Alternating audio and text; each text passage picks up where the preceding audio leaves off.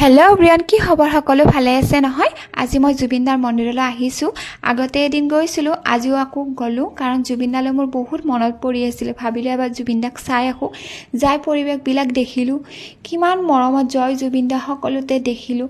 ইমান অনুৰাগীসকলৰ মৰম, কি ধুনীয়াকৈ দিছে। আৰু জুবিনদাই ভাল পোৱা গছ, জুবিনদাই বহুত ভাল পাইছিল গছজনী, আৰু গৰু ছাগলী এইবিলাকতো বহুত প্ৰিয় আছিল জুবিনদাৰ।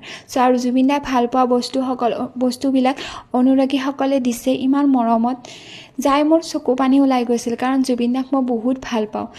এতিয়া কিমান বেয়া লাগিছে মই ভাবিব নোৱাৰোঁ। তাৰপিছত আহিলোঁ, আহি পেলাই জুবিনদাৰ বনাইছিলে ন, জুবিনদাক থোৱা জেগাখিনিত ধুনীয়াকৈ বনাইছে, ইমান ধুনীয়াকৈ বনাইছে কি ক'ম আৰু, একদম ধুনীয়াকৈ বনাইছে। চাই পেলাই চালোঁ তাৰ পৰিৱেশবিলাক, আৰু নতুনকৈ বনাইছে, আৰু তাৰ কাষত কি ধুনীয়া গছ গছনিবিলাক ৰুই দিছে ধুনীয়াকৈ, ইমান ধুনীয়াকৈ। তাৰপিছত চৰকাৰক ধন্যবাদেই দিব লাগিব, কাৰণ ইমান ধুনীয়াকৈ কামবিলাক কৰিছে আৰু কৰি আছে, লাহে লাহে হ'ব আৰু। তাৰপিছত মই জুবিনদাক সেৱা কৰি ল'লোঁ, কাৰণ জুবিনদাৰ অবিহনে আমি আধৰুৱা। তাৰপিছত এনেকৈ জুবিনদাক আঁকিছে, আৰ্ট কৰিছে নীলিম মহন্তই।